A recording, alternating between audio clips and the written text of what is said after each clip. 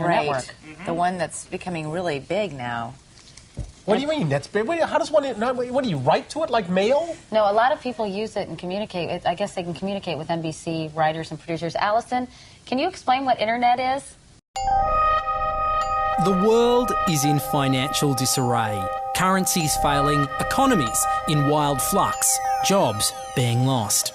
But what if you could build an entirely new economy, one specifically designed for the digital realm? Well, that is the dream behind Bitcoin. Bitcoin, for those of you who don't know, is an electronic online currency that was created in 2009. It was made by someone who did it under the pseudonym Satoshi Nakamoto. Like any economy, you don't want too much too fast because then the value of your currency drops, or so slow that your economy grounds to a halt. It's designed to be a self-stabilising economy. Whether it actually is that way though, well, that is a little bit more complicated. Because some people have said, hey, Bitcoin is the answer to those problems. Are you a believer? Well, Bitcoin is exciting because it shows how cheap it can be. Bitcoin is better than currency in that you don't have to be physically in the same place. And, of course, for large transactions, currency can get pretty inconvenient. And what is Bitcoin? Bitcoin is a currency on the internet. I sent 100 euros worth of Bitcoin from here in Tokyo directly to you guys through this camera, through the network, through the TV, right into your home. If I had tried to do that, send you the money with a traditional bank, it would have taken several days and probably cost 30 euros. I just did it right now with Bitcoin instantly, basically for free, and didn't have to ask anybody for permission. I didn't need a bank, I didn't need a government, I didn't need anybody. I just needed myself and you and our smartphones to do it. That's the power of Bitcoin. Wall Street is fraud, America is fraud, the world is fraud, banks are fraud, central banks are fraud. We live in an era of fraud. It's all based on fraud, and they get a percentage of the fraud. That's the business model. To suggest that there is any moral or ethical aspect to anything that's going on now is to be completely naive about the fact that we live in an era dominated by financial terrorists, jihadis of banking. They're here to kill you and themselves. They believe in an ideology, not the Quran, but Adam Smith, that they completely misread and interpret as something to justify their blowing themselves up. Janet Yellen's a terrorist! Mario Draghi's a terrorist! The Central Bank of Japan is a terrorist! These are the real terrorists! Funds received. This community is switching to what they think is a better monetary system. A system in which banks are no longer needed because payments could be made directly from one person to another.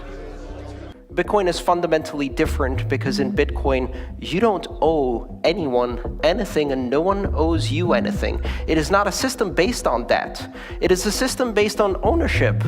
And no one can censor it, no one can seize it, no one can freeze it. It's November the 2nd, 2008, just 6 weeks after the Lehman Brothers collapse. And all over the world, there are panicked debates about how to save the banks. Then, on a little visited web forum for cryptographers, a document appears in which a completely new monetary system is proposed. The visionary author calls himself Satoshi Nakamoto. These were the darkest days of the financial crisis. So that to me suggests a very clever mind that saw an opportunity, the perfect opportunity to introduce a new radical technology and a new radical approach to money and finance at just the right moment when people would be very open to making this big shift that's required to adopt a new currency. What's exciting for me is like a global economy. Right now we say we have a global economy, but I can't take $1 and give it to you in the Netherlands and then you know what to do with it, right? You would have to go and change it to your native currency. And when you kind of eliminate that step and I can just send you one form of payment and you can send me a product in a matter of seconds, that starts to change things from a global perspective. How could this digital coin invented by this Satoshi Nakamoto become hundreds of times more valuable than the dollar? And why do enthusiasts like Roger Fear want the world to switch to bitcoins? I'm giving every single person here 1,000 yen worth of Bitcoins, which is like $8 and something cents. Back in the early days, you know, I'd get phone calls from my buddies, oh, hey man, I lost 10,000 Bitcoins because my computer blew up, right? Back then, one Bitcoin was less than a penny, right? So nobody cared. They lost $10. I don't care, right? And now 10,000 Bitcoins, that's $5 million. That's a big deal, right? Bitcoin is a decentralised electronic cash system that uses peer-to-peer networking along with digital signatures and cryptographics to generate currency. Now, with traditional money, think dollars, the euro, pesos, you've got a central bank, like the Federal Reserve. They issue the currency and they print more or less cash as needed, but not with Bitcoin. It looked very different to me. I mean, as soon as I heard the word decentralized and the fact there was a network powering this currency rather than a central issuer, that immediately captured my interest as something quite different based on what little I knew about alternative currencies at that time.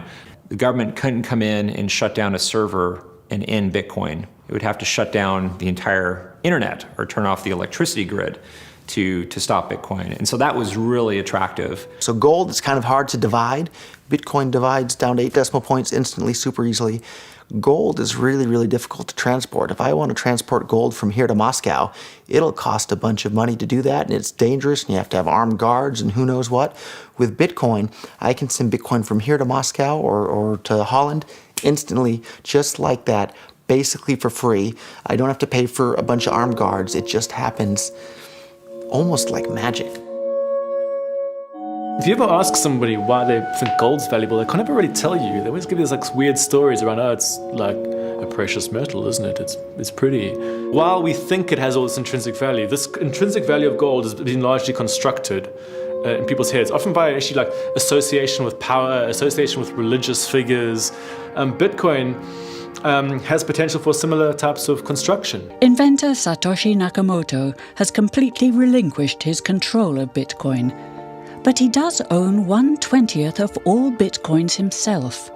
So if one day Bitcoin does become widely accepted as a currency, he will be one of the richest people on Earth.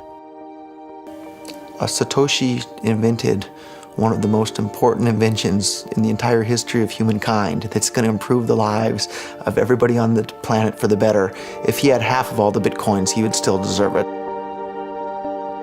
A lot of people have asked me who Satoshi is since I got in so early. I think I've got a pretty good idea, but I like to keep that one close to my chest. So. Why? I mean, tell me. Because I'm not 100% certain. And the reality is it doesn't really matter, right? It doesn't matter who Satoshi is. Why did he disappear, you think? He undermined the ability of every single government on the entire planet to control the money supply. And that's how every single government in the world is controlling their citizens and their economies today. And he just basically, knocked their feet right out from under them with the invention of Bitcoin. And I'm sure that's going to make a lot of people who want to control other people by force really, really upset. So yeah, I think it's really, really smart for him to have disappeared. And for me, it probably would have been smarter for me to keep quiet too, but Bitcoin's too exciting for me to stay quiet about. I think a lot of people are underestimating the way in which Bitcoin and the blockchain are going to change the power structures in society in general. I mean, I grew up in the US and I see all these people like, yeah, nuke everybody in the Middle East and kill them all. And then they have the former Secretary of State Madeleine Albright on 60 Minutes, one of the most popular news shows in the US. And they asked her, they said, like, there's reports that more than 500,000 Iraqi children have died as a direct result of US sanctions. And she looks back at her with a straight face and she goes, it was a really tough decision, but I think that it was worth it. Worth murdering 500,000 kids because of what the government did? And I apologize for crying, but it just disgusts me from my core when I see government people murdering people around the world. It's not just theoretical, these are real people with real lives. And it's real people, and Bitcoin has the power to undermine everything they're doing to people around the world. And I'm sorry for shouting, but it just disgusts me what these people in government do. And they do it through central banking and through the control of the money supply, and Bitcoin takes that away from them.